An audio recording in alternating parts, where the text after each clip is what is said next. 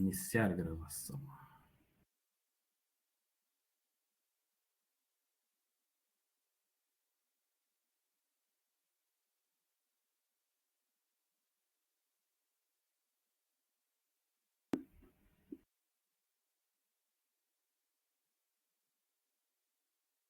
Buenas.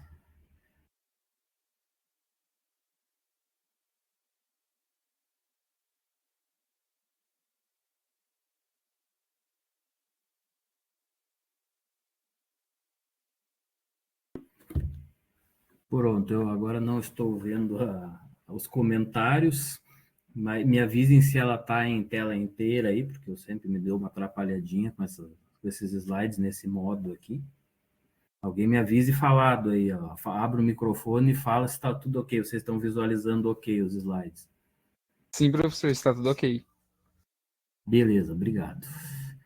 Bom, dando início à nossa aula de hoje, que está contida dentro do tópico 4, o nosso penúltimo tópico. Ele é penúltimo, mas é quase que o último mesmo, né? Porque o último ali é uma coisa um pouco diferente, um pouco mais subjetiva.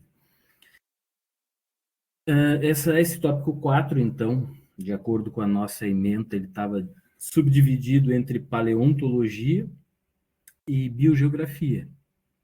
Então, os assuntos mais legais, ao meu ver, dessa nossa disciplina.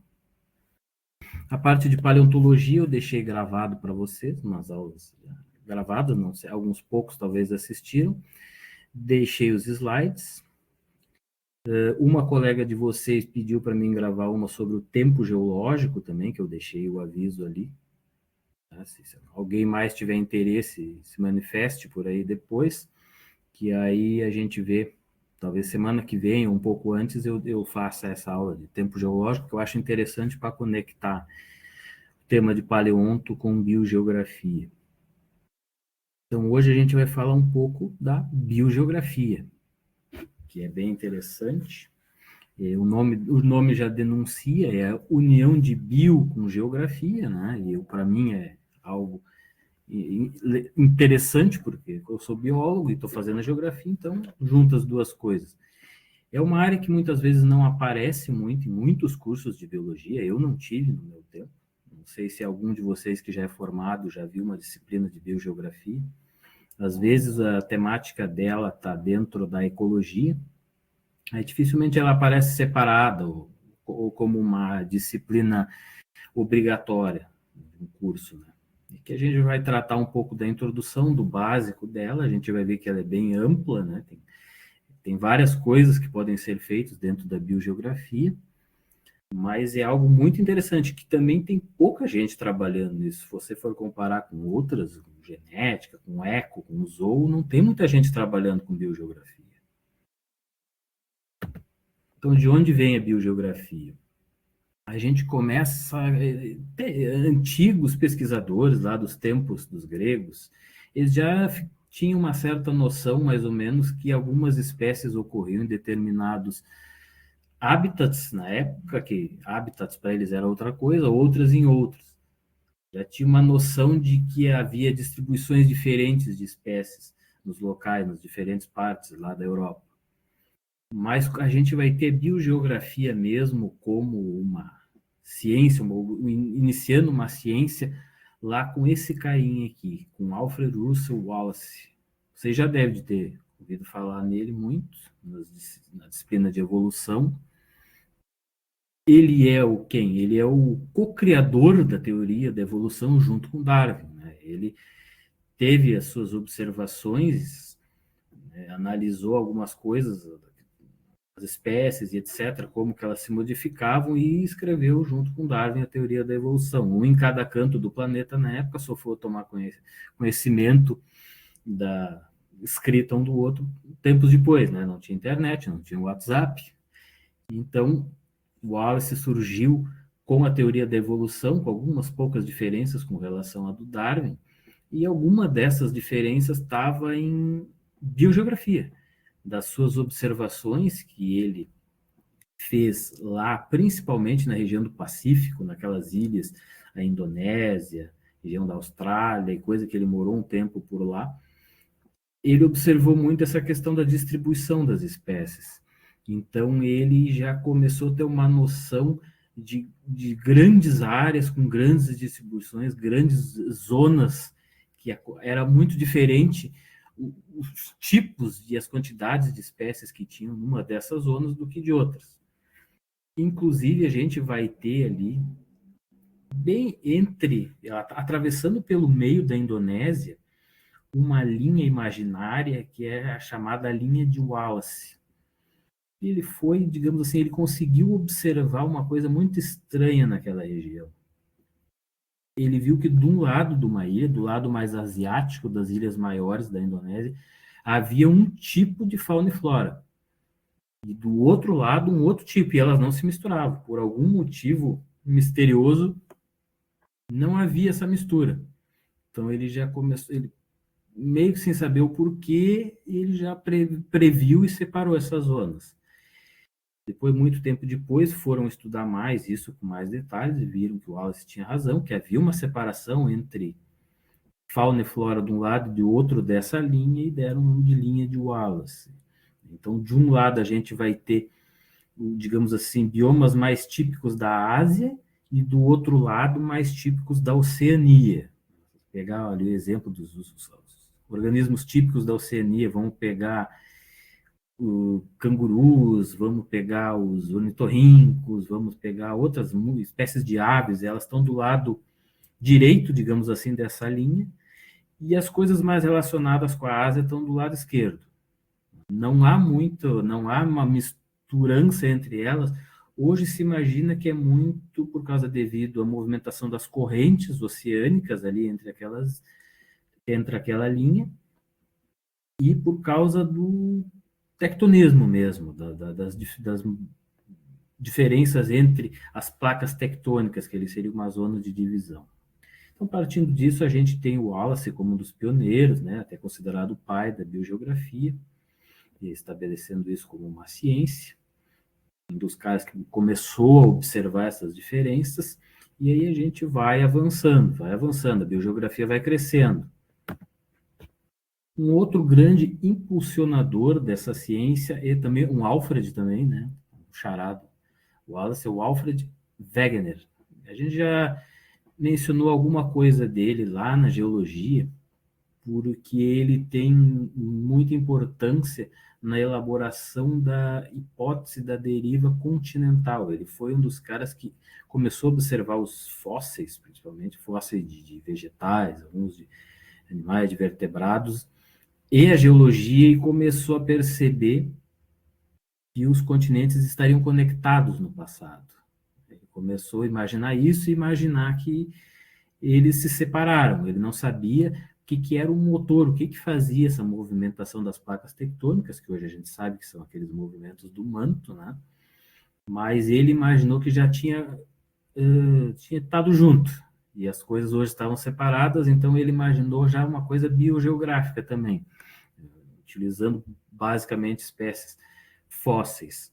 Então também foi um outro cara que muito ajudou a impulsionar o que a gente tem da biogeografia moderna. Então tomei esses slides azuis aqui, pedi para o professor Iannuzzi aqui da URGS, uns slides bem legais, bem didáticos, que ele fez sobre a biogeografia. Aí ele me gentilmente cedeu. Eu achei alguns muito bons para a gente explicar as coisas. E o conceito da biogeografia, então, seria basicamente isso: o estudo da distribuição geográfica dos seres vivos. Assim, em uma curta linha, né? Se fosse fazer um conceito bem básico, né? Diversos táxons. Mapear e elucidar o porquê dessas distribuições que a gente percebe hoje no mundo. É uma ciência que tenta explicar os padrões e a variação existentes entre indivíduos e as populações das diferentes espécies, bem como das comunidades por toda a Terra. Seria um conceitinho desses bem básicos mesmo, do que é biogeografia.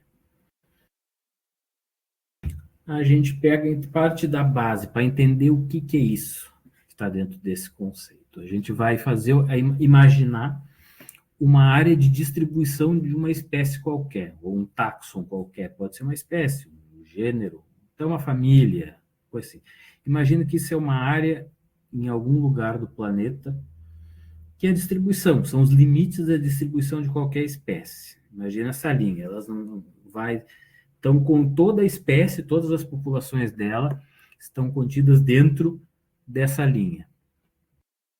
Daí, a gente imagina que para estar nesse local, essa espécie teve um centro de dispersão, ou centro de origem. Em algum momento, né, ela divergiu de outra espécie, surgiu no meio disso aqui, desse local, e a partir daí ela começou a irradiar para ocupar toda essa área. Imagina isso levando milhares, milhões de anos para acontecer. Pronto, a espécie surge em um ponto, um determinado local dessa área, se expande, ocupa essa área. Você consegue imaginar, principalmente vegetais, né? Uma noção que você tem mais fácil de imaginar um vegetal, uma espécie vegetal surgindo, e ela vai se expandindo, suas sementes vão se dispersando, e ela vai ocupando toda essa área que ela consegue, até onde ela consegue. Ela pode ser animal também. Então, essas setinhas indicam a expansão ou dispersão da espécie a partir de um centro de origem qualquer. Professor, a gente também pode lembrar das espécies invasoras, né? Tipo o javali, que foi introduzido aqui na Argentina, agora está no Brasil, também vem se Isso, expandindo. exatamente, não precisa ela ter surgido ali, né? Mas ela, se tu soltou ela, digamos assim, em um ponto e o ambiente propiciou, né? Foi bom para ela, no caso do javali, não tem predador, não tem nada e tem bastante alimentação, ela se dispersou. Exatamente, um bom exemplo do colega.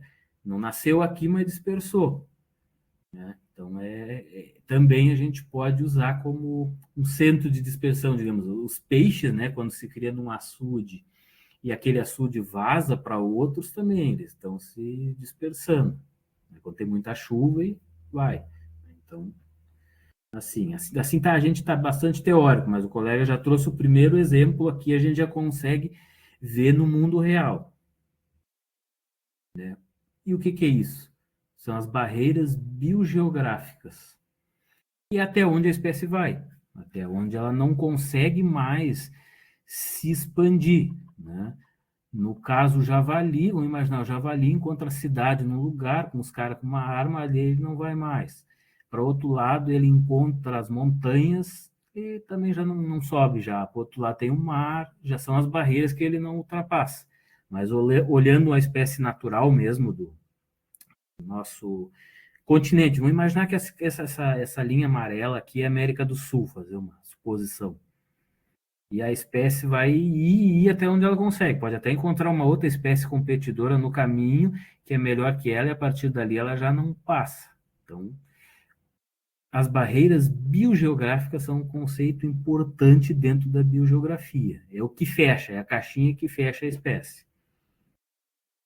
O que pode ser, então? Imaginando, pegando a América do Sul. De um lado a gente tem montanhas, faz de conta que é os Andes, né? Não dá, a espécie não vai para lá. Do outro lado a gente tem o mar, né, o oceano. Dali, se é uma espécie terrestre, obviamente não vai para o mar. Outra barreira. Para sul, temperatura mais baixa. Não desce para a Patagônia porque está frio, inverno rigoroso, não consegue se expandir para aqueles lados lá. E para o norte, aqui não tem, nesse nosso caso, mas um deserto. Na África é assim. Um deserto, aí é muita temperatura, não tem lugar legal para viver.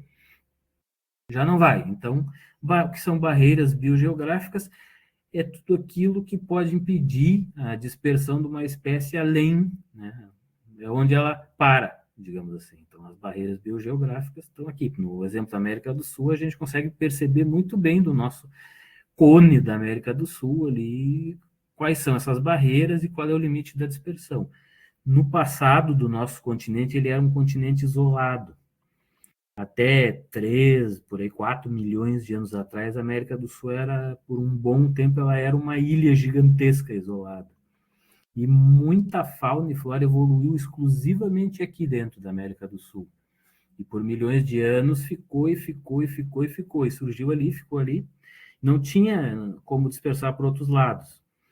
Depois a América do Norte se conectou com a gente através do segmento do Istmo do Panamá. Aí houve uma troca, a gente já vai ver isso aí. Veio coisa do norte para cá e foi coisa daqui para lá. Aí já modificou um pouquinho a questão biogeográfica. Mas então é um exemplo que a gente tem de barreiras biogeográficas, barreiras naturais, né? Mas pode ser até coisas mesmo que a gente faz. Hoje em dia a gente impõe barreiras biogeográficas para muitas espécies. Então, o que são? Barreiras biogeográficas são qualquer fator biótico ou abiótico que limita a dispersão de um taxon. Simples assim. No meio terrestre, mares, grandes rios, cadeias de montanhas, desertos, descontinuidades na vegetação, temperatura, concentração de oxigênio. No meio aquático, variações de salinidade, temperatura, profundidade, tipo de substrato, luminosidade. Né? O meio aquático é um mundo à parte, assim, é outra coisa que tem mais coisas complexas, apesar de não parecer, do que na Terra. E a biogeografia, então, dentro desse padrão, cada táxon possui um padrão biogeográfico particular. O que é isso? Cada um vai ter recursos ecológicos diferentes, né? Tipo, você pega um macaco, ele tem um recurso diferente, ele tem que viver na mata, precisa tipo de alimentação, nas árvores. Se ele chegar na borda da floresta, ele já não vai muito, ele já não consegue ir para o ambiente de campo e etc. Né? Você pegar uma abelha, um inseto, qualquer outra coisa, o recurso ecológico, né? Os requisitos ecológicos para ele se dispersar são outros. Né? São coisas que a gente vê meio de forma óbvia até. E nesse caso a gente vai ter táxons endêmicos e cosmopolitas. O que é isso? Endêmicos eles possuem uma faixa mais restrita de requisitos ecológicos para viver. O primeiro que vem na cabeça da gente quem é o urso panda, né? O urso panda ele tem aqueles requisitos dele para viver lá naquela floresta de bambu na China, e aquilo ali ele se alimenta daquele recurso. Então, para além disso, ele não vai, ele é endêmico dali. Já um táxon cosmopolita, algum de vocês aí diz para nós, chuta para nós, o que seria um táxon cosmopolita? Professor, não sei, mas vou tentar chutar. Tipo, uma espécie que pode sobreviver em outro lugar. Por exemplo, a seringueira que foi introduzida na Indonésia, que é nativa da Amazônia. E ela tem, né, ela realmente ela tem um requisito, acho que alto, né? Ela pode viver em regiões tropicais, né, na Amazônia, na Indonésia, mas eu não sei se ela consegue viver, por exemplo, se bota ela lá no norte da Ucrânia. Aí eu acho que ela já não se dá bem, né, com temperatura, um negócio todo diferente. Ela é boa, ela para viver na região equatorial, região de clima quente, de floresta mesmo. Mas geralmente uma cosmopolita é alguém que vive em qualquer lugar do planeta. Não importa muitas vezes se a temperatura, a disponibilidade de água, ele está lá. O dos mais clássicos é a gente mesmo, né? A gente é cosmopolita, vive em tudo que é lugar do mundo. Tem espécies de plantas também, vivem em tudo que é lugar. Insetos, alguns. Né? Então, cosmopolita seria do cosmos, seria do todo, alguém que consegue viver em vários locais. Rato também, cosmopolita. Várias espécies aí agora que não me veio na cabeça. Então, seria isso, um endêmico com requisitos ecológicos reduzidos, um cosmopolita com requisitos, uma faixa do que ele aceita para viver muito grande. Ele vive com qualquer coisa, ele come, o que tiver no ambiente ele vai, ele consegue se reproduzir e assim vai. E também o grau de endemismo vai depender do nível taxonômico abordado. Uma espécie é uma coisa, uma família é outra, um gênero é outra, um clado maior, um filo maior é outra, vai ter variações dentro disso.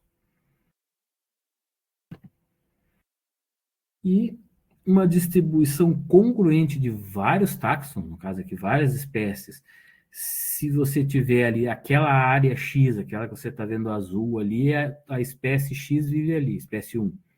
Aí a espécie 2 está ali por perto, vive junto também, uma coisa muito parecida. Espécie 3 também. Espécie 4 também.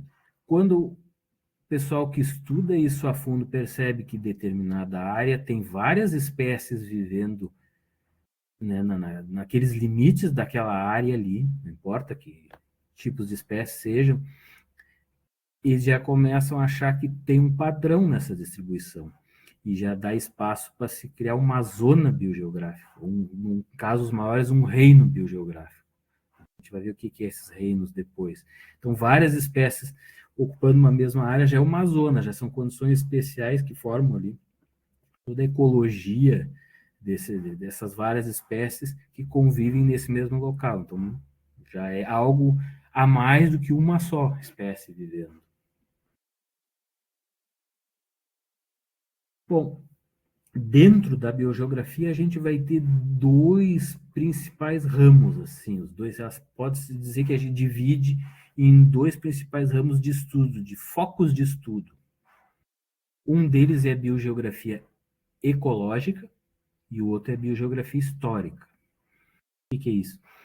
A biogeografia ecológica ela é bem atualista, assim, ela estuda os padrões de distribuição dos seres vivos com base nos processos ecológicos atuais e de curto prazo. Ela estuda ecologia mesmo, daquela zona onde está vivendo várias espécies. Ela estuda as interações, o porquê que elas estão adaptadas umas às outras, porquê que elas não vivem em outros locais, tudo com base nos requisitos ecológicos atuais, as relações ecológicas atuais. Ela não considera muito o passado que levou para chegar até aquele ponto de distribuição dessas espécies. Ela leva muito em consideração esses conceitos que a gente vê muito nas cadeiras de ecologia, né? Comunidade, organismo, ecossistemas, biosfera, em maior, né? A relação organismo-ambiente, os biomas, né? Climas. Então, ela tem um enfoque no atual, bem no ecológico mesmo. Né? Ela não trata muito das afinidades de parentesco entre essas espécies, que a gente vai ver que tem muito a ver também. E na história evolutiva também não. Então, biogeografia ecológica, o que é? Trata a distribuição atual dos seres vivos com base nos processos ecológicos atuais de curto prazo. Mais ou menos isso. E o outro ramo é a biogeografia histórica. Aí já muda um pouco a ênfase. Aí ela pega e trata o passado todo. Ela pega distribuições antigas, ela pega fósseis, ela pega o contexto geológico, a questão das movimentações das placas tectônicas e etc. O parentesco entre essas espécies, o que uma evoluiu a partir de outra, o deslocamento pelos continentes e etc. Então, a biogeografia histórica, ela pega mais o passado, ela pega fósseis também, não só exclusivamente os critérios ecológicos atuais. Então, né? A principal diferença entre esses dois ramos, da ecológica e da histórica, é isso, é usar o passado, usar os fósseis, usar o que tem de história antiga e coisas de geologia. E também pode ser chamada, em alguns casos, de paleobiogeografia. Tem diferenças mais sutis na paleobiogeografia. Geralmente a paleobio acaba utilizando mais, trabalhando mais com os bichos já, os organismos extintos, já completamente extintos. Mas também as duas coisas, biogeografia histórica e paleobiogeografia, elas se intersectam tanto que são praticamente a mesma. Então, a biogeografia histórica estuda os padrões de distribuição de organismos ao longo do tempo, explicando como a história evolutiva e geológica da Terra moldou a vida como conhecemos, utilizando principalmente registros fósseis, informações de filogenias e evidências de tectônica de placas. Essa figura aqui foi o que eu disse para vocês antes, o grande intercâmbio faunístico das Américas. Já ouviram falar? Deve ter ouvido falar. Quando se estabeleceu o Istmo do Panamá, ali bem no meiozinho das Américas, aqui só ergueu essa parte e conectou. Lá por volta do Mioceno, Plioceno, por aí, uns 3, 4 milhões de anos. Aí começou a juntar o pessoal do norte, o pessoal do sul, e haver troca, né, de fauna de um lado para o outro. Isso a gente sabe como por causa dos fósseis. Basicamente isso, por causa dos fósseis. Boa parte dos mamíferos que hoje existem aqui na América do Sul, eles têm origem no norte, eles vieram para cá nesse momento. Se a gente pegar os carnívoros, né, todos esses carnívoros que a gente conhece aí, onça parda, graxaim, lobo-guará, essas raposinhas, esses mustelídeos, furões, mão pelada, todos esses têm origem na América do Norte e vieram parar aqui na América do Sul nos últimos milhares de anos, milhares a milhões de anos. Cervídeos, que mais? Nós mesmos, né? O próprio homem veio, né? Os antigos povos americanos vieram da América do Norte, ali atravessando pelo Istmo, e chegaram aqui na América do Sul, talvez em torno de 20 e poucos mil anos atrás. E quem foi para o norte, né? Algum que não foi tão bem sucedidos que foram para o norte, mas tem também tatus, aparecem lá, gambás, que são daqui, vão aparecer lá na América do Norte. Na América Central, até alguma preguiça, que também é daqui, vai aparecer lá. Então, né, a gente tem essa história de troca, de intercâmbio biótico, né? Isso a gente sabe, isso é biogeografia histórica, porque a gente leva em consideração o quê? Fósseis, filogenias, tectônica de placas. Então, os principais conceitos dentro desse ramo, a gente vai ter a vicariância, dispersão, isolamento geográfico, os cladogramas de área. Tudo isso é bem trabalhado dentro da biogeografia histórica. Às vezes, um cruzando por outro, havendo uma intersecção entre eles. Você vai ver rapidamente o que são. Dentro da paleobiogeografia, então, né, que junta paleontologia mais biogeografia, a gente vai muito dentro dessa questão das movimentações dos continentes, a gente vai perceber padrões paleobiogeográficos também, bem marcantes. Dentro dos dinossauros, os famosos dinossauros, a gente consegue ver muito bem tipos que surgiram no Pangeia, quando estava tudo se juntando, estava tudo junto aos continentes, depois cada um dos outros, né, foi se separando, e a gente vai ver os grupos que foram evoluindo em cada um desses continentes que se separaram. Você vê bem direitinho como abarca um tempo muito grande, você pega centenas de milhões de anos de deposição sedimentária de fósseis, tu consegue ter uma visão muito maior do que aconteceu, quem deu origem a quem dispersou para onde, do que você pegar a ecologia atual, só do momento. Você percebe bem direitinho esse movimento dos organismos. No caso aqui desses dinossauros alossauroides, e os ancestrais deles estão lá no Pangeia, na América do Norte, lá no Jurássico inferior. Aí no Jurássico superior, quando já está começando a se separar os continentes, a gente já vai ver alossauroides em vários continentes espalhados e já evoluindo, já tomando caminhos diferentes. Você vê até na Antártida, um tipo de alossauro lá, na Austrália, na África. E depois lá no Cretáceo, a gente já não tem mais esses alossauros, a gente já vai ter o famoso T-Rex ocupando o mesmo nicho. O famoso T-Rex, ele surgiu, os ancestrais dele surgiram na Ásia, e a gente consegue ver bem direitinho a movimentação ao longo do tempo. Depois a gente vai ver na Europa, né, subindo o tempo geológico, depois vai ver na América do Norte. Ele ficou meio que exclusivo no hemisfério norte, e aqui no hemisfério sul a gente vai ter os abelissauros, que eram outros carnívoros, terópodes, que surgiram no início do Cretáceo, depois também vão aparecer África, Madagascar e etc., no finalzinho do Cretáceo. Então, em resumo, a paleobiogeografia isso trata bastante do passado e consegue ter um espaço temporal muito grande para ver essa dispersão, né, das espécies. E tem a panbiogeografia, não confundir com paleobiogeografia. A panbiogeografia é uma abordagem dentro da biogeografia histórica, só que ela estuda a distribuição no espaço e no tempo de uma forma um pouco diferente. Ela não leva muito em consideração essa questão dos continentes se mexer.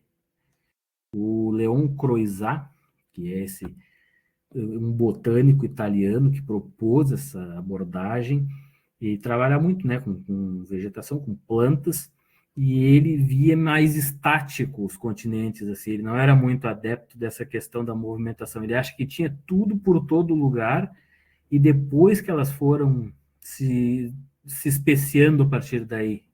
Então é algo meio estranho, assim, é algo meio diferente. Ela está meio que em desuso hoje, assim.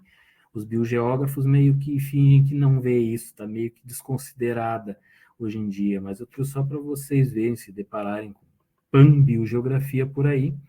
É um dos ramos, né? Ainda tem gente que usa, mas já está caindo mais em desuso porque não leva em consideração alguns processos, né? Dentre eles, essa questão da movimentação dos continentes.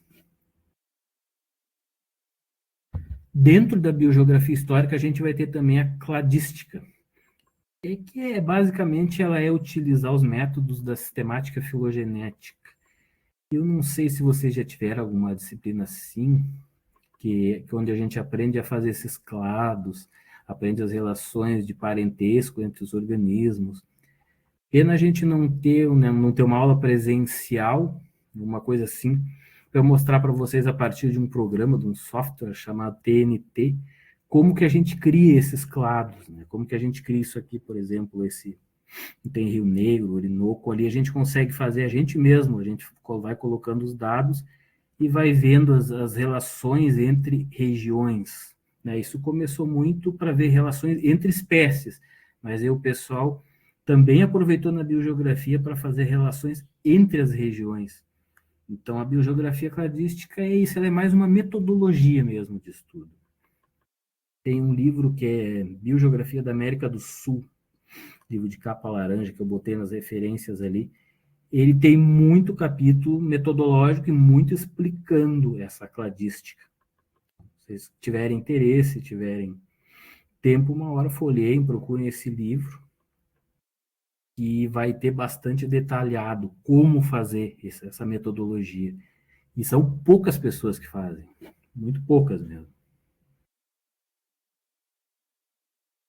Dentro disso, a gente vai ter distribuição dos táxons, né?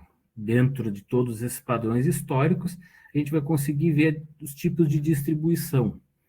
São dois os mais básicos, que é a disjunta e a contínua. Nessa figura desses equídeos, a gente já tem uma noção mais ou menos do que é isso. Uma contínua, aqui ele está apontando duas setas, mas aqui são dois momentos, né? Não é que isso é contínuo com isso. O contínuo é todo esse amarelo aqui. A gente vai ter tipos de equídeos em toda essa região da Ásia, aqui numa distribuição contínua. Já a zebra, aqui na África, distribuição contínua. Todo esse azul, distribuição contínua. Eles têm contato, as populações, né, podem interagir e podem trocar, né, o fluxo genético. E uma distribuição disjunta, isso você já deve ter visto na ecologia, certamente, é quando ela está separada por alguma coisa. A gente pega por exemplo, esse asno aqui, asno africano, ele tem uma partezinha aqui, ali perto do Mar Vermelho, e outra partezinha que ele ocorre lá no meião, quase no Saara. Ele está separado por alguma parte do deserto, por uma barreira biogeográfica, então está disjunto. Tem parte num lugar, parte no outro. Não é contínuo igual esse aqui. Então, existem esses tipos, essa diferenciação na distribuição. E o que acontece principalmente nessas distribuições disjuntas? É o processo de vicariância. Essa sim vocês devem ter visto isso em ecologia, certamente, ou na disciplina de evolução. O que é vicariância, então? É basicamente uma coisa que surge no meio de uma distribuição de espécies que separa essa espécie, separa em duas, uma barreira física, geralmente. Esse desenhozinho aqui, a gente tem uma cadeia de montanhas, está lá vivendo toda a espéciezinha no seu local, e aí surge uma cadeia de montanhas no meio, separa essa espécie em duas, e aí vai haver especiação alopátrica, né, pelo isolamento geográfico. Já a especiação simpátrica, aí ela vai ter apenas um isolamento reprodutivo por algum problema, por alguma coisa. Mas, em síntese, a vicariância é isso, é uma barreira geográfica que surge no meio, geralmente barreira física, mas pode ser outra coisa, separa uma espécie ancestral em duas, uma continua igual, e outra começa a se modificar, sofrer alterações e ir para caminho de dar uma origem a uma nova espécie. Em alguns casos, essa daqui também, essa do outro lado, acaba dando origem a uma nova espécie também. Mas a vicariância é isso. É uma barreira geográfica que divide uma população de uma única espécie em duas ou mais populações isoladas, impedindo fluxo gênico. Isso pode levar à divergência genética e, ao longo do tempo, formação de novas espécies. Então, vicariância, bem fácil da gente entender. Aqui um exemplo bem legal de vicariância. Já ouviram falar nisso? Possivelmente sim. Conhecem o chimpanzé? Conhecem. E o bonobo, conhecem? Deve te conhecer. Bonobo é um outro tipo de chimpanzé, um pouquinho menor, com comportamentos um pouquinho mais pacíficos do que o seu parente. E como que eles se separaram? Possivelmente quando o rio Congo, lá por 2 milhões de anos atrás, ele adquire o curso que ele tem hoje e a profundidade que ele tem hoje, isso aí é devido a mudanças climático-ambientais e geológicas na África, ele separa uma população de ancestrais desses primatas. Separa em duas. Uma que vive ao norte do rio e outra ao sul do rio, dentro quase do meandro ali. A do norte é o chimpanzé, da origem é o chimpanzé que a gente conhece, Pantroglodites, aquele que é mais robusto, ele é mais agressivo, ele tem uma estrutura mais patriarcal nos seus grupos. E ao sul a gente vai ter o bonobo, que é um pouquinho mais, digamos, ele é um pouquinho mais parecido fisicamente, se a gente for dizer, com os humanos, né? Ele é mais delgado, ele é pouco mais pacífico e tem uma estrutura matriarcal nos seus grupos. São as fêmeas que ditam as regras, basicamente. Então, o que a gente tem de biogeografia, de vicariância? O rio Congo é a barreira biogeográfica, separou a espécie ancestral, que evoluíram mais ou menos separadamente por volta de 2 milhões de anos para cá. O rio Congo ele é grande, ele não é qualquer rio que se atravessa a nado fácil assim, e eles não são acostumados a nadar muito, esses primatas são arborícolas, então se separaram, não houve mais contato genético. Então a vicariância aconteceu aí de forma bem legal, bem didática, para fazer a separação de chimpanzés e bonobos. Já viu-se os ancestrais deles, já haviam se separado dos nossos lá por volta de 7 milhões de anos, pouco mais a oeste daquilo ali, devido a outras questões de barreiras também, que agora aqui não vem ao caso, na evolução humana, e aí essas duas espécies se separam. E a gente tem uma vicariância bem didática para ver. Uma outra um pouco mais complexa é a distribuição disjunta das antas. Já ouviram falar nessa distribuição? Tem 4 espécies de antas atuais. Tem uma quinta ainda meio ser considerado não, mas 4 vamos pegar assim. 3 delas aqui na América, continente americano, principalmente América do Sul e América Central. e a outra sozinha, isolada lá no Sudeste Asiático. A anta malaia, né? Tapiros índicos, todos o gênero tapiros. Então, como que acontece isso? Olha a distância que é. A maioria das antas vivendo aqui na América e uma isolada sozinha lá no Sudeste Asiático. É um tanto estranho, né? A distância global dessas espécies. São antas, são do mesmo gênero. A asiática é um pouquinho maior, tem a coloração ali branca e preta.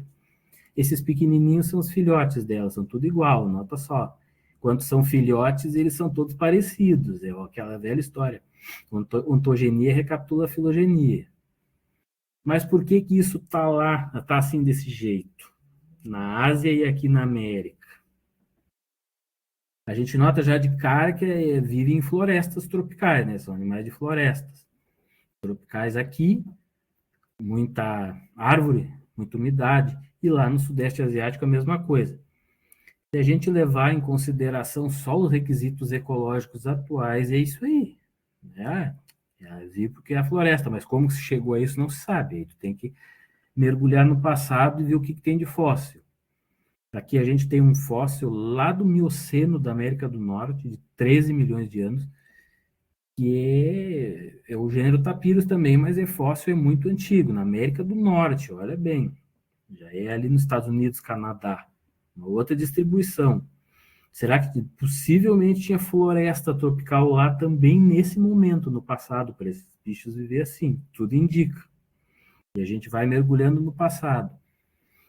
Vai achar espécies ancestrais, se você procurar os fósseis, lá no meio da Eurásia, lá do Eoceno, que vai para 50 milhões de anos no passado. Então, a gente vai conseguir já ter um caminho bem maior de geografia histórica. Né? Antigamente tinha anta para todo lado, condições mais, nesse momento a terra era mais quente, tinha mais floresta, mais umidade, tinha anta para todo lado. Se dispersaram a partir de um centro de origem, chegou na Ásia e chegou via Eurásia, Bering, na América do Norte, e depois chegou aqui na América do Sul, quando? Naquele intercâmbio lá. Naquele intercâmbio que veio os outros bichos da América do Norte, a anta veio para cá também, se deu muito bem aqui, em floresta tropical, etc. Levou à extinção uns bichos parecidos com anta que tinha aqui antes, e deu. Depois veio as eras do gelo, as florestas acabaram, as savanas avançaram mundo afora, pradarias, desapareceu todas as espécies fósseis, né, as que estavam nesses locais, e ficou só onde? Na Ásia e aqui. Então, tu junta conceitos, dispersão do centro de origem e vicariância. Né? Junta várias coisas numa só para ver essa distribuição das antas. Né? É um negócio bem interessante para a gente entender a dinâmica das espécies, que hoje parece uma coisa, mas tem uma longa história por trás daquilo ali. Deixa eu ver que horário temos aqui para não me exceder. Temos tempo.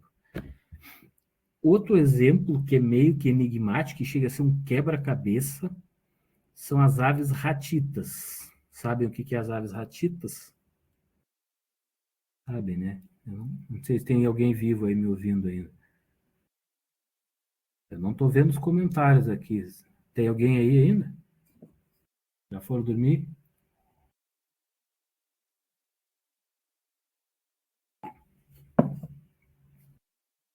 Alguém fala aí para mim saber que não caiu a internet. Sim, professor, estamos te ouvindo. Tá. Não, eu tô com medo, sabe por quê? Porque a minha internet daqui da minha casa, alguém estava mexendo nos postes ali na rua e não sei se cortaram um fio, o que é, e eu tô sem internet mesmo desde cedo. Eu tô aqui falando com vocês porque estava fazendo uma ancoragem via o celular do chip, a internet do chip. Caso eu desapareça e não volte mais, é porque deu problema aqui, mas por enquanto está indo bem. Então, as aves ratitas, que são o quê? Os avestruzes, a ema aqui da América, o emu, da Austrália, o casuar, o kiwi, aquele pequenininho, e algumas formas distintas, como a ave-elefante de Madagascar, e mais alguns outros. Tem uma distribuição tanto estranha, elas estão bem fora, uma na Austrália, outra aqui, outras na África. E por muito tempo não se soube muito bem como que isso aconteceu, como que tem essa distribuição. Geneticamente elas são próximas mesmo. O que deve ter acontecido? Lá ainda do Gondwana ancestral delas estava por todos esses continentes do sul, antes da separação, e aí ficou, né, separou e ficou algum para cada um dos continentes.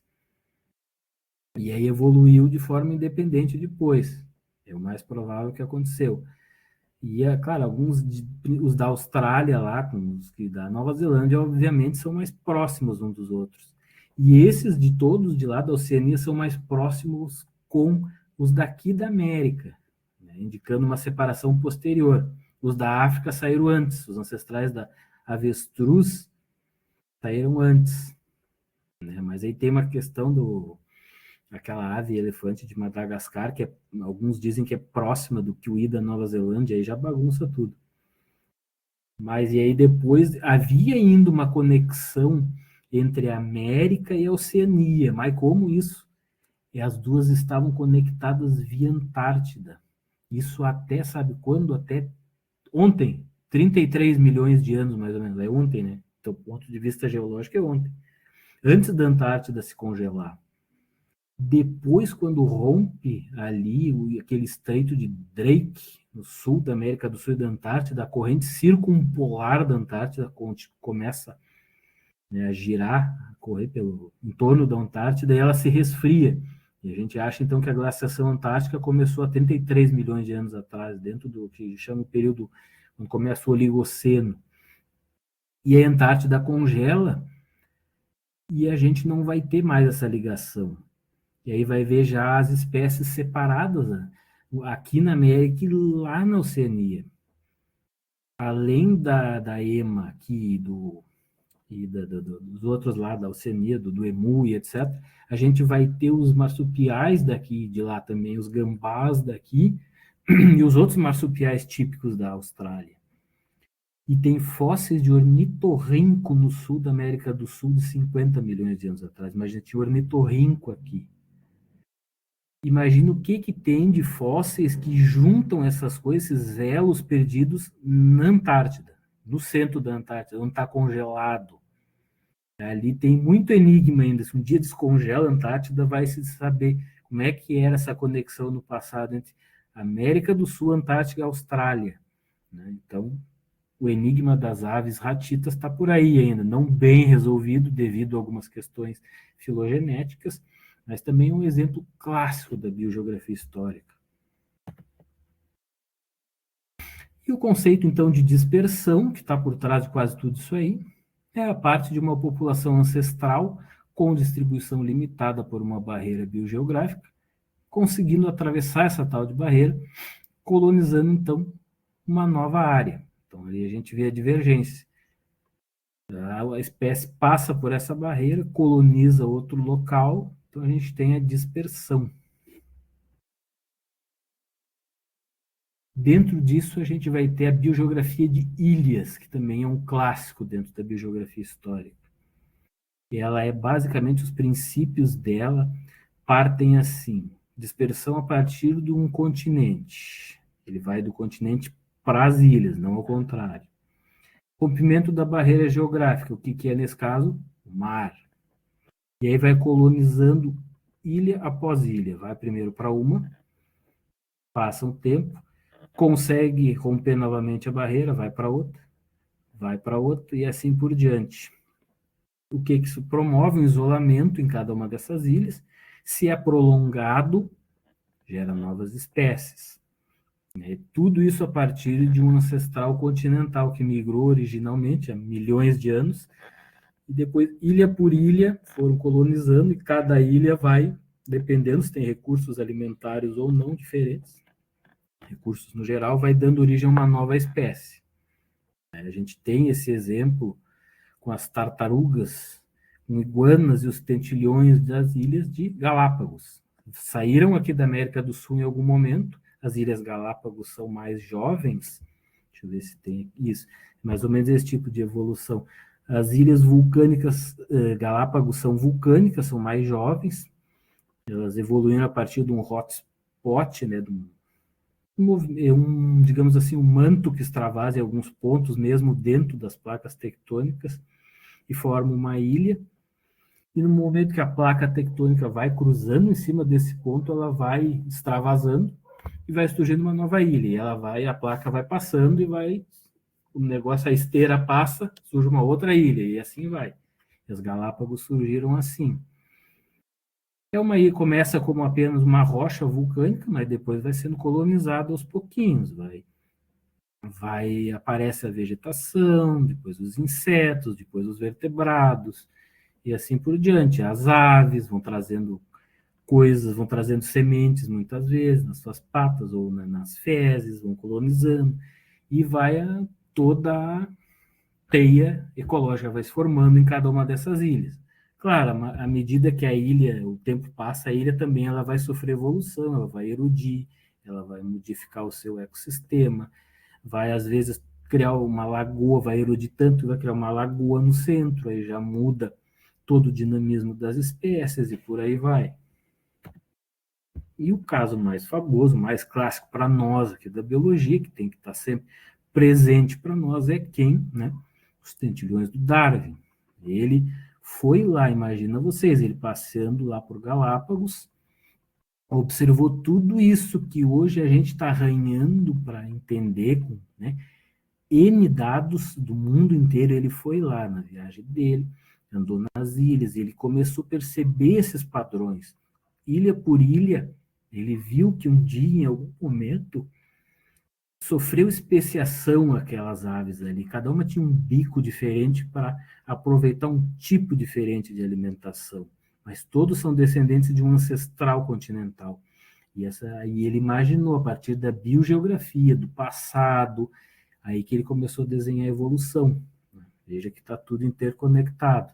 Então, é um exemplo biogeográfico clássico, essa dos tentilhões de Darwin, né, nas Galápagos. Um negócio muito legal, assim. Os meios de dispersão podem ser muito variados nas plantas. Né? Elas desenvolveram meios bem peculiares, digamos assim, de se dispersar via mundo afora. Né? A gente vai ter, os mais antigos está pelo vento, né? Que se chama anemocoria, né? Aquelas sementes que têm uma asinha, ou né, são muito leves, que pegam o vento e vão para grandes distâncias e vão além a colonizar um ambiente novo. A expulsão, algumas que estouram e soltam a semente longe. Tem as zoocorias, né, pelos animais, né, insetos, mamíferos, aves, ingerem o fruto e aí levam a semente lá sendo digerida no seu estômago e vão fazer o cocôzinho de um lugar bem longe e vão dispersar aquela planta para bem longe. São as zoocorias. E pela água, né? Podem usar a corrente de água, de um corpo d'água, de um rio, ou do mar, para dispersar a sua semente para muito longe. E nesse exemplo da água, a gente tem um dos mais clássicos da biogeografia, que é a dispersão dos cocos, né? Esse tipo de vegetação, que é um clássico das praias, clássico dos litorais, chegou no mundo inteiro assim, via mar. Como? No passado, esse fruto deles, o coco, evoluiu para ser totalmente adaptado para ser levado pelas ondas. Aquela casca dura, meio cerosa, aquela água no meio, tudo aquilo ali, um espaço no meio, evoluiu ao longo de muito tempo para ser disperso pela água. Então, o coco nasce perto dos litorais, para começar, que ele também, pela temperatura, assim, ele se distribui, ele não consegue viver em locais muito frios. Ele nasce nos litorais, o coco cai na água e aquele coco vai lá boiando, como se fosse um barquinho, e as ondas vão levando o coco, e vão levando, e chega em ilhas distantes. chega em locais distantes. Coco vai para a praia, germina e nasce um coqueirinho novo. Então, essa estratégia do coco também, vocês vão encontrar em livros de todos os livros de biogeografia vai ter. Ele vai acabar parando em vários litorais do planeta dessa forma, ao longo de milhões de anos. É uma história de sucesso de dispersão biogeográfica, então. Um clássico. Bem interessante isso. Vocês veem um coqueiro agora aí, principalmente quem mora perto da praia vai lembrar dessa história, que o coco se dispersa. É para levar os alunos de escola para ver, dá para mostrar o coco e contar essa historinha. Ele surgiu possivelmente no Sudeste Asiático. O centro de dispersão dele foi lá. É o que tudo indica. Alguns dizem que é mais para a África, mas a princípio é do Sudeste Asiático e aí depois ele foi parar em tudo que é litoral do mundo. Claro, a gente tem também hoje os humanos contribuindo também, plantando ajuda mais ainda. Essa florzinha também tem uma história interessante, biogeográfica. Ela é habitante das regiões polares, lá do norte, do Ártico. Só que ela, durante a última era glacial, ela é típica de ambiente frio, assim, dá para ver ali, que ela nasce ali perto do gelo mesmo, aquelas regiões de tundra.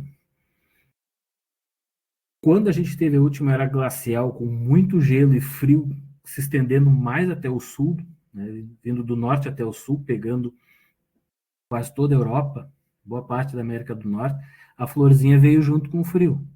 Tem pólen dela, fóssil, de alguns milhares de anos, lá próximo do mar Mediterrâneo, que hoje nem por sonho tem lá. Né? Então, algumas dessas plantas, algumas dessas histórias biogeográficas também são bons indicadores de paleoclimas. Essa florzinha é uma delas. Tem todo um estudo de uma camada estratigráfica do final da última era do gelo que se chama Younger Dryas, que é as Dryas jovens, que com a análise do pólen dessa florzinha se sabe que depois do último degelo, da última era glacial, ainda teve mais um momento de frio, que não se sabe muito bem por quê. Então, tem toda uma história, estudo do paleoclima também, que é importante. Ainda de plantas, esse cactuzinho aqui você já deve ter visto. Esse cactuzinho é muito comum aí que a gente vê nessas árvores por aí afora, né? Nossas cidades. Aqui em Porto Alegre tem vários. Ele é epifítico.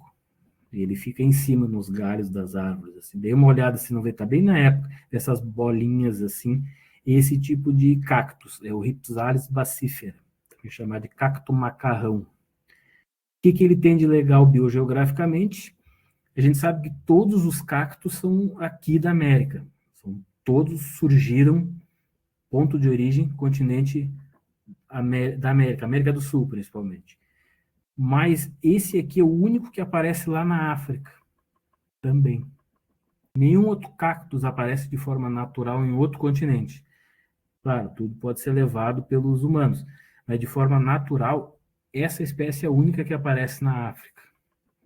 E ninguém sabe muito bem por quê. É um dos mistérios biogeográficos isso daí. Não se sabe se foram os humanos que levaram ele em algum momento nos navios. É mais difícil de ser, por ser uma espécie epifítica, nos momentos, né, lá do tráfico dos povos da África para cá, ou se foi as aves mesmo que fizeram algum trajeto transoceânico, foram lá e dispersaram a semente para lá, que talvez seja mais provável. Então, esse é um dos mistérios ainda biogeográficos que a gente tem. Como que esse cactus foi parar lá? É o único cactus que aparece em outro continente de forma natural. Outros cactos que a gente não é. Aqueles lá da América do Norte são americanos também. Quem sabe alguém de vocês que se interesse aí vai trabalhar, vai descobrir o mistério do cacto macarrão. Outro exemplo bem legal de dispersão biogeográfica é a dispersão de um continente para outro, via oceano. Aí não é de ilha para ilha, não é de continente para ilha, é de continente para continente mesmo. É mais difícil, mas já aconteceu. começa a falhar já. E a gente tem grandes indícios de que aconteceu da África para cá, pelo menos lá por volta de 40, 50 milhões de anos. Naquele momento, os continentes eram um pouco mais próximos. O Oceano Atlântico não era tão como é hoje, tão largo como é hoje. E se acredita que grandes balsas de vegetação vieram da África para cá, trazido pelas correntes, trazendo os ancestrais de algumas espécies. Dentro dessas espécies, a garganta começa...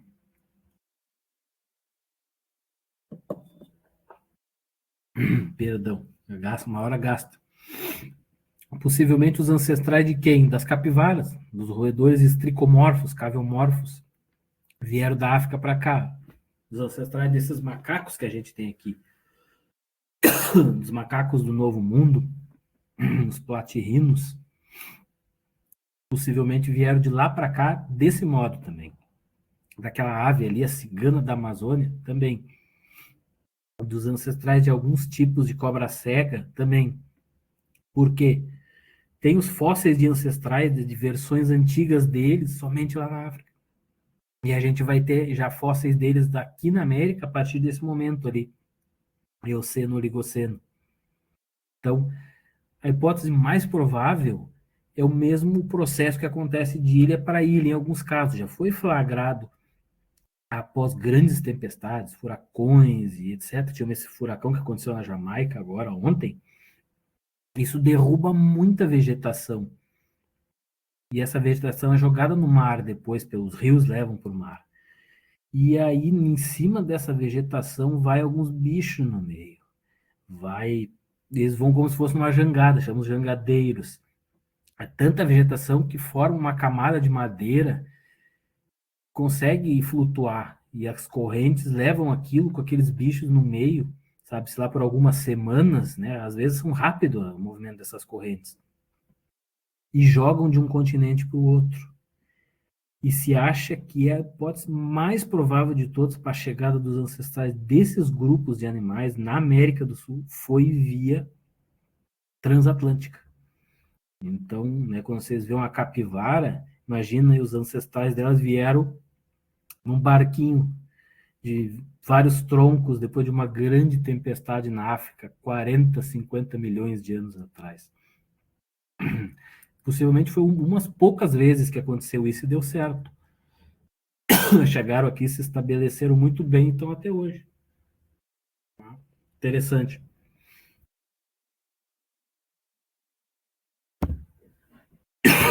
A gente percebe dispersões antigas aqui, com fósseis aqui do sul do Brasil, que no Rio Grande do Sul a gente tem fósseis desse bichinho aí, é um tipo de chinchila, Viscatia das Pampas, que existe hoje, aliás, nas regiões mais áridas da Patagônia e do norte da Argentina.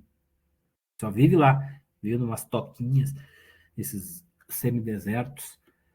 E a gente tem fósseis deles aqui no sul do Rio Grande do Sul, mais ou menos 20 mil anos atrás, que era o ápice da última era glacial. Então, possivelmente aqui era uma região bem árida, semelhante ao que tem lá na Argentina hoje, no norte da Argentina, aquela região de Salta ali, sabe? E esses bichos tinham uma distribuição maior, eles vinham, tinha até aqui, ocorreu até aqui. Depois, findada a era glacial, o negócio fica mais quente, mais úmido, a vegetação aumenta, esse ambiente desértico recua para suas dimensões atuais, a gente já não tem mais desse animalzinho vivendo aqui. Mais fósseis a gente tem, muito pouco, mas tem, né, aqui do sul, bem do sul do Rio Grande do Sul. Até trabalhei no meu TCC com isso. Quase na fronteira com o Uruguai. Então a gente consegue perceber essa climatologia com essas dispersões antigas. Temos a teoria dos refúgios, que é importante dentro da biogeografia. Esse aí foi é um clássico também, já foi meio que rejeitada por um tempo, depois aceita novamente, que é justamente nesses momentos de glaciação. O mundo fica, em geral, mais frio, mais árido, e as florestas diminuem. E aí a gente pega um exemplo da Amazônia, nesse momento, há um processo de savanização, e a floresta regride a pequenos pontos, pequenos blocos do que se comparado com a distribuição que é atual hoje. E nesses blocos, que são chamados de refúgios, ali as espécies típicas de florestas vão ficar ali, nesses pontos isolados de floresta, no meio da savana. Não vai haver o intercâmbio genético entre elas por um bom tempo. E o que isso acontece? É um berçário para novas espécies. Começam a surgir novas espécies dentro desses refúgios. Depois muda a temperatura mundial, tudo aquece novamente, a floresta cobre tudo novamente e as espécies se misturam. E o resultado, a grande biodiversidade amazônica que a gente tem hoje. Especialmente de vegetal, mas também de aves. Muitas aves especiaram assim, dessa forma.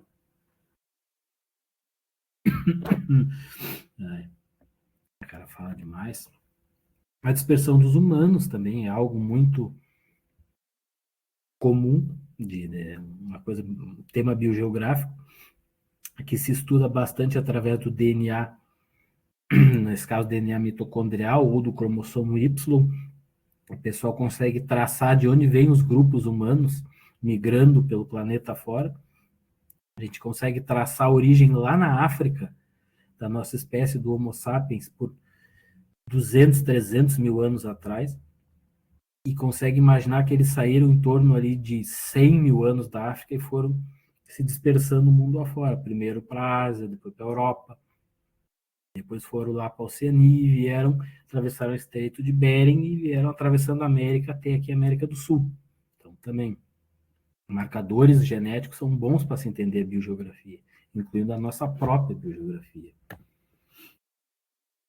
Se consegue perceber o movimento dos antigos ameríndios aqui dentro da América do Sul, dentro do Brasil, se sabe mais ou menos a expansão dos Tupi-Guarani, que ocorreu lá por volta de 5, 6 mil anos. Eles vieram da região amazônica e vieram descendo e chegaram até aqui no sul do Brasil, também acompanhando um ótimo climático desse momento, uma expansão das florestas nesse momento que a gente teve, ajudou a expansão humana, né? Os Tupi-Guarani vieram acompanhando esse crescimento das florestas em direção ao sul pelo Brasil, chegaram até aqui o sul. E aí acabaram que entraram em conflito com os outros ameríndios que aqui existiam. A dispersão que a gente viu mais recente do coronavírus, uma dispersão extremamente rápida, né? Surgiu lá no epicentro, na Ásia, na China, e logo, dado o nosso tipo de locomoção, né, nós como um hospedeiro perfeito para dispersão, em poucos dias o mundo inteiro já estava tomado. Basicamente uma figura para a gente ver a diferença entre dispersão e vicariância, né, os caminhos de ouro da biogeografia. A dispersão, a espécie passa pela barreira, vai para o outro lado e cria uma nova espécie, ou não. E a vicariância, a barreira cruza no meio, surge ali e faz a divergência entre duas espécies. Tem o conceito também de espécie em anel, que é muito visto na ecologia. Aí ela não passa a barreira, ela faz tipo a roda, ela circunda uma barreira. É como se fosse um anel. Ela não atravessa, mas ela fica no entorno, né? O caso mais clássico são das salamandras, lá das montanhas da Califórnia. Então, ela vai se dispersando ao longo da barreira, sem ultrapassar ela, no caso aqui as montanhas, ela não consegue subir as montanhas, mas fica no entorno das montanhas. Só que ao longo do percurso, ela vai sofrendo mini especiaçõezinhas e vão se diferenciando ao longo de muitos anos, milhões de anos, vão se diferenciando e ficar criando novas espécies, que até elas têm entre si um certo fluxo gênico, mas pegar de uma ponta a outra já não tem mais. Pegar do outro lado, quando fecha o anel, elas não conseguem mais trocar genes, não conseguem mais reproduzir. É um conceito bem interessante. Com isso, caminhando mais para o fim da aula, alguns poucos minutos, a gente vai ter as zonas geográficas, grandes domínios, grandes reinos biogeográficos. Foram estimados a partir de várias de características e de várias espécies típicas desses locais que dá para a gente estabelecer que tem relação entre si e que formam uma zona, formam um reino. Esse, no caso aqui, é zoogeográfica, dos animais. Então, a gente vai ter o nosso aqui, que é o neotropical, com os típicos daqui. Tem a etiópica ou africana também, pegando abaixo do Saara e todo o sul da África. Tem a paleártica, que pega toda a Eurásia e o Saara. Quase toda a Eurásia, tem a parte sul ali que não. A neártica, que pega a América do Norte. A oriental, que pega o sudeste asiático e algumas ilhas. E a australiana, ou da Oceania, que pega só aquela região ali. O professor, também como o professor tinha mencionado antes, a Austrália ali, ela muda um pouquinho a geografia com a Indonésia. Às vezes também não só vamos dizer, pelas correntes oceânicas, mas também porque ela também estava em contato antes com a Antártica. Daí agora, por exemplo, essas duas culturas estão se chocando por conta das placas tectônicas. Às vezes por causa disso, acredito que exato. Mudou um pouco essa geografia. Tem um caso do orangotango que acaba cruzando de um lado para o outro. Verdade, tem razão. A típica fauna australiana, se a gente pegar fauna só, ela vem aí no resquício do Gondwana, ela vem do sul. Tem um local ali no Chile, se a gente for pegar a vegetação agora, que se chama Floresta Valdiviana, no sul do Chile, que são as florestas de notofagos, elas vão acontecer o mesmo lá na Nova Zelândia, o mesmo tipo de vegetação, ainda indicando aquela antiga conexão gondwânica. E agora ela vem se aproximando com essa fauna diferente, aquela linha de Wallace ali, e vai batendo, digamos assim, com a oriental, onde está os orangotangos que tu falou. E o orangotango, ele quer, às vezes, atravessar essa linha, eu acho, né, pelo que tu disse aí. E aí é tudo diferente, né? Isso é muito legal. Com o passar do tempo, a Austrália vai tender a migrar mais para a direção noroeste, e aí o negócio vai se juntar mesmo, aquelas ilhas vão ser espremidas ali, e aí não vai ter mais essa divisão, possivelmente vai ser tudo uma grande zona, né? Uma grande província biogeográfica ali no Sudeste Asiático e Austrália. Vai ser a Australásia, talvez. É muito legal. E das plantas a gente vai ter, né, um outro tipo. Né? Vai ter, assim, vai variar algumas coisinhas assim, mas vai ter a diferença das zonas fitogeográficas. E todo o norte vai ser chamado Holártico, que tem em comum o que tem principalmente de árvores, de florestas boreais, florestas temperadas do norte, são o mesmo tipo. Né?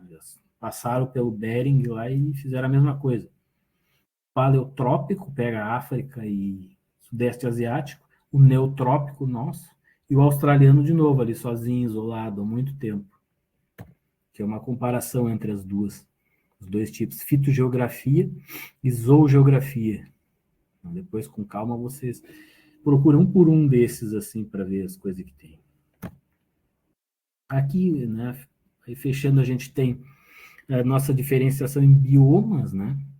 E só trouxe para vocês, roubei alguma coisa da geografia e trouxe para vocês, que também tem a classificação que se chama domínios morfoclimáticos, que é muito parecido com o bioma, só que leva em consideração mais algumas coisas, mais a questão geológica, a questão de solos, que o bioma não leva tanto em consideração. Então, a gente vai ter essa diferenciação zonal aqui no nosso país. A gente tem a Amazonas, o morfoclimático, o domínio amazônico. Caatinga vai ser basicamente a mesma.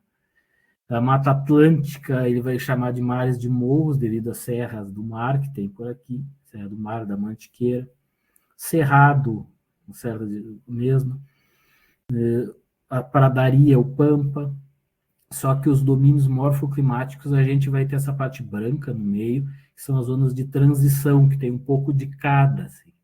No mapa de biomas a gente vê, parece que é uma transição direta, né? Mas não é bem assim, tem os ecótonos, que é o interstício entre dois diferentes biomas. Mas aqui no mapa de domínios morfoclimáticos do Aziz Absaber, foi um geógrafo, grande ambientalista que teve, ele vê as zonas de transição no meio. Né? Então, é uma forma diferente da gente ver a distribuição das espécies. Aqui tem o conceito, né, de bioma e domínio morfoclimático, só para vocês verem a diferença depois, aí eu vou deixar lá, tá nos slides lá depois para vocês verem. A gente vai ter diferença na biogeografia nas altitudes também, né? À medida que sobe o morro, vai modificar o tipo de espécie que tem, vai ter temperatura diferente, um tipo de rocha diferente, solo diferente, então vai ter diversidade biogeográfica à medida que tu sobe. Né? Pega os Andes do topo até a base, é diferente. Né? A gente vê do Arizona, né? Essa outra é da América do Sul, vai ver uma biogeografia em altitudes, que é diferente. Biogeografia marinha, a gente tem alguma diferenciação também, embora menos estudado, porque é difícil de saber o que tem a distribuição de todos os organismos no mar, porque eles se locomovem muito, mas existem províncias também, que são colocadas, né, província do Atlântico, Atlântico Sul, província do Pacífico, etc., que vai ter alguma diferenciação entre espécies, embora haja um certo intercâmbio entre essas. Lembra que as barreiras geográficas lá para os organismos terrestres pode ser o mar, pode ser montanhas, e as barreiras geográficas para o mar é ao contrário, aí é um continente que surge no meio do caminho. Aqui a gente pega entre a América do Sul e a América do Norte, fez o Istmo do Panamá, não é? Aí juntou os dois, acabou uma barreira, bichos do norte, bichos do sul. Só que aqui, para a fauna marinha, separou o Pacífico do Atlântico. Aí não teve mais a conexão de um com o outro, isso aí se formou províncias distintas. Aí é o contrário. Essa imagem não está muito boa também, mas é uma outra abordagem das províncias mais voltadas para os litorais mesmo, tipos de litorais que tem, de tipos de espécies em cada um dos litorais, vai variar também. De acordo com a profundidade, embora se conheça pouco do que tem muito lá nas zonas pelágico-abissais, né, o que se sabe tem uma diferenciação bem grande, quanto maior a profundidade, vai mudar o tipo de organismos que habitam também. É campo para se estudar, biogeografia marinha com isso, porque tem pouco estudo. E algumas poucas regras ecogeográficas que a gente tem para entender essas diversidades. Eu separei 3, só para vocês verem depois e entenderem, com calma os slides. Uma é a regra de Allen, que os organismos endotérmicos que vivem em climas frios tendem a ter apêndices corporais, como orelhas, caudas e membros, mais curtos e grossos em comparação com espécies semelhantes que vivem em climas quentes. São mais robustos e com membros mais possantes para evitar perda de temperatura, né, em locais mais frios. Se vê muito disso em coelhos, né, coelhos que têm orelhinhas menores em locais mais frios, para não perder temperatura, em locais mais quentes tem orelhinhas maiores.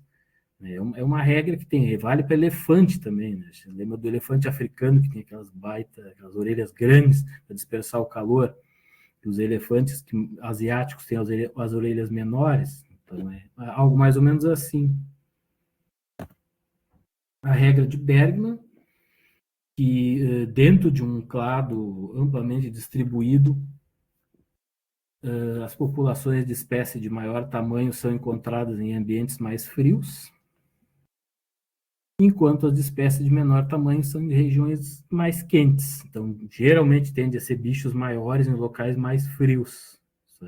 Não que seja uma regra 100% certa, mas há uma leve tendência que aconteça isso. E o nanismo insular.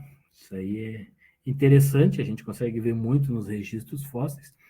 É um processo evolutivo em que animais de grande porte diminuem de tamanho quando eles vivem isolados em habitats pequenos, como ilhas. Essa redução ocorre principalmente a adaptação à escassez de recursos, já que um tamanho menor requer menos alimentos para sobreviver.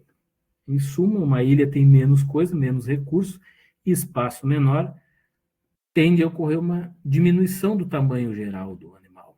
Um exemplo clássico é esse elefantinho pequenininho fóssil que tinha na ilha de Creta, o tamanho de uma anta. Imagina um elefantinho desse tamanho. Então, é um nanismo insular. Aconteceu com humanos isso também. Já ouviram falar no Hobbit, no Homo floresiensis, é uma espécie antiga de Homo erectus, e ficou pequenininha, ficou baixinha, ficou com 1 metro de altura, e viveu naquela ilha de Flores, lá na Oceania, também, mesmo sistema. E ao Loi tem vários outros casos, tem hipopótamos pequenininhos, tem outros animais que acabaram se tornando pequenos devido a viver em ilhas com menos recursos. E para fechar, essa é só para vocês pensarem. O impacto do aquecimento global. Tudo isso que a gente falou até agora, modificações na Terra, climas, ambientes e etc. Agora imagine um mundo futuro com aumento de temperatura. Tudo vai se embaralhar e vai ser jogado de novo. Tudo tende a sofrer mudanças, né? Tudo tende a se tornar, as zonas mudarem, né? Imagina as zonas geográficas oscilando de um lado para o outro. Áreas de espécies vão mudar, né? Contatos entre essas espécies com sob pressão dos humanos vão mudar. Isso é para nós, para vocês, para os biólogos do futuro pensarem quais serão os impactos na biogeografia, quais serão os impactos na dispersão das espécies com aumento de temperatura global. Peguem o exemplo do passado, que tudo que aconteceu, e agora imaginem isso para o futuro. Vai ser uma área que vai ter muito trabalho para ser feito. Biogeografia após mudanças climáticas, mudanças globais. Vai ter muita coisa para se investigar, né, a partir desses movimentos entre as áreas das espécies ameaçadas de extinção e etc. É para pensar. Essas são as referências da aula de hoje. Principalmente aquele livro ali, Cox Moore, Biogeografia. Eu acho que tem na biblioteca da UDESC, ali, a minha biblioteca. E o Biogeografia da América do Sul também, que é o que eu falei para vocês, tem muita metodologia.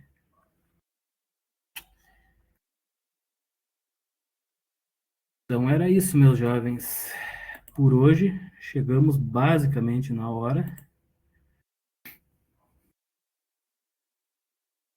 Deixa eu ver. Parar. Dúvidas? Curiosidades? Vontade de dormir? Vontade no banheiro?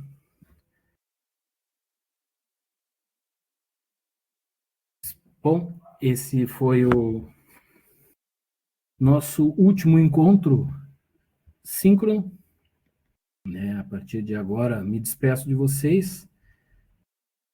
Vou seguindo meus caminhos biogeográficos, vocês vão seguindo de vocês. Espero que vocês tenham muito sucesso nessa empreitada, nessas carreiras como biólogos. Sigam firmes aí na batalha, que tem muita coisa para biólogo fazer. Boa noite já para quem vai. E qualquer coisa ainda vou ficar à disposição de vocês aí nos próximos dias.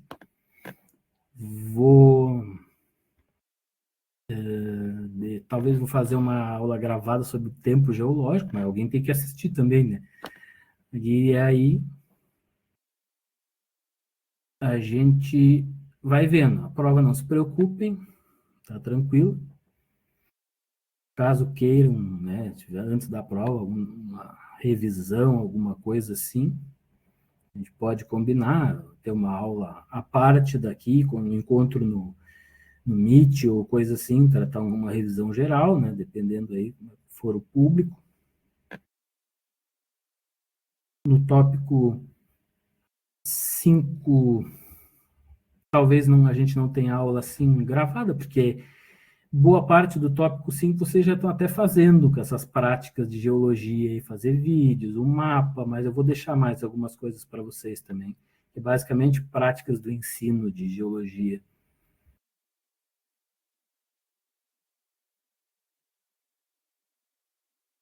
Aí, caso vocês queiram se juntar a um público aí, a gente fazer uma revisão, claro que tudo é gigantesco, né? Só passar por pontos aí, entre em contato comigo ali no Moodle, que a gente vê. Deixa eu ver se eu consigo parar a gravação aqui.